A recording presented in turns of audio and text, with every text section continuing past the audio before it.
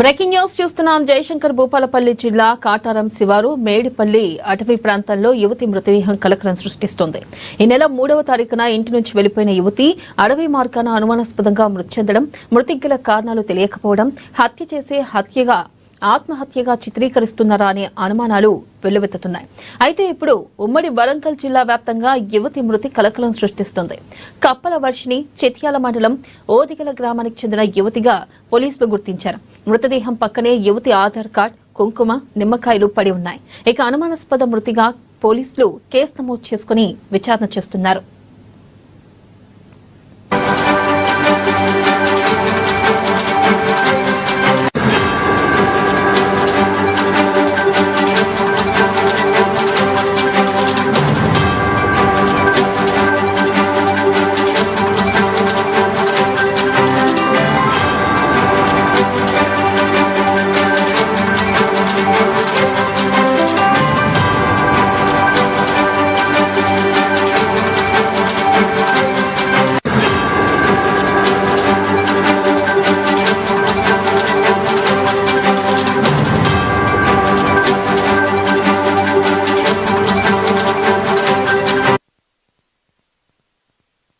News చూస్తున్నాం. జయశంకర్ భూపాలపల్లి జిల్లా కాటారం శివారు మేడిపల్లి అటవీ ప్రాంతంలో యువతి మృతదేహం కలకలం సృష్టిస్తుంది.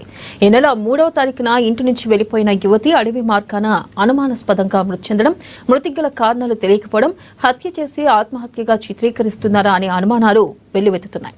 దీనిపై మరింత సమాచారాన్ని మా ప్రతినిధి మౌనీష్ ఫోన్ లైన్ ద్వారా అందిస్తారు.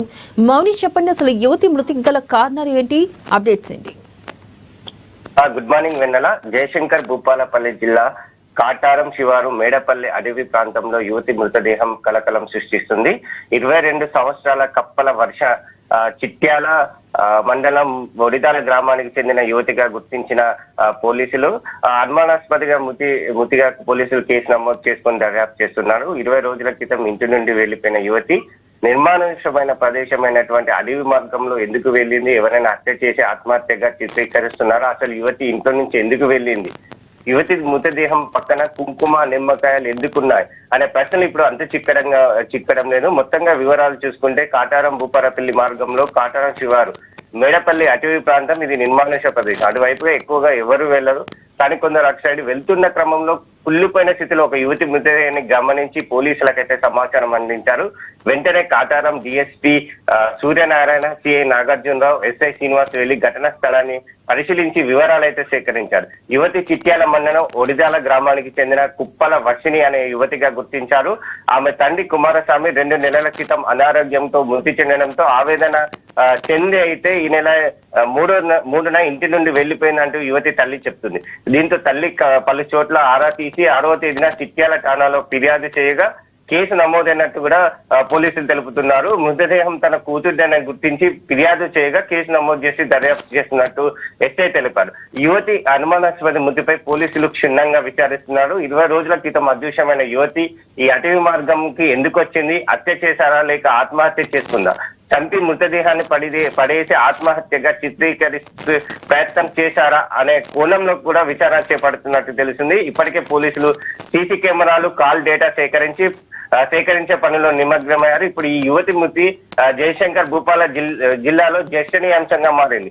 మృతదేహం పక్కన యువతి ఆధార్ కార్డు, కుంకుమ, నిమ్మకాయలు పడి ఉన్నాయి. అసలు కుంకుమ, నిమ్మకాయలు ఎక్కడి నుంచి వచ్చాయి, యువతి ఏదైనా టెంపుల్ కి వెళ్ళి వచ్చిందా, లేదా ఒకవేళ వెళ్తే తనతో పాటుగా ఎవరైనా వెళ్ళారా అనే కోణంలో ఇటు దర్యాప్తు చేస్తున్నారు. 22 సంవత్సరాల యువతి ఎలా చనిపోయింది, ఎలాంటి ఆరోగ్య సమస్యలు లేని యువతి అటవీ మార్గాల నుంచి ఎందుకు వెళ్లాల్సి వచ్చింది, ఏ విధంగా చనిపోయింది, ఇప్పుడు ఈ ప్రశ్నలు అయితే ఎవరికి అంతు చిక్కడం లేదు.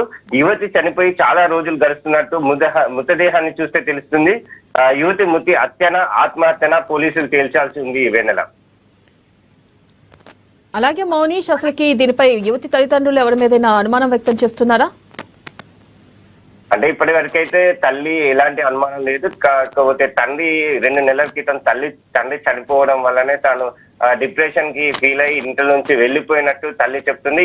దీని సందర్భంగానే 6వ తారీఖున police station Chityal police station లో కూడా ఫిర్యాదు తల్లి చేసినట్టు తెలుస్తుంది. కానీ పోలీసులు అయితే ఇప్పటికీ ఈ మృతి అనుమానాస్పదంగానే చేసిన అసలు అడవిలో మార్గాన ఎందుకు వెళ్ళింది, అక్కడ ఎవరు లేని ప్రదేశంలో ఎల్లుకి వెళ్లాల్సి వచ్చింది అనే దానిపైన ఇప్పుడు అయితే పోలీసులు విచారణ చేపడుతున్నారు. అసలు ఇది హత్యనా ఆత్మహత్యనా ఇంతవరకు అయితే పోలీసులు నిర్ధారించలేరు. ఇప్పుడైతే పూర్తిగా దర్యాప్తు చేస్తున్నారు. నిన్న సాయంత్రం వేళ అయితే ఈ మృతదేహాన్ని అయితే గుర్తించినట్టు పోలీసులు తెలుపుతున్నారు. రాత్రి 10 గంటల వరకు విచారణ చేపట్టారు. రాత్రి కావడంతో విచారణ కొనసాగలేదు. ఈ రోజు ఉదయమే అక్కడికైతే వెళ్లి ఇప్పుడు పోలీసులు అయితే పూర్తి వివరాలు అయితే సేకరిస్తున్నారు. Right, thank you.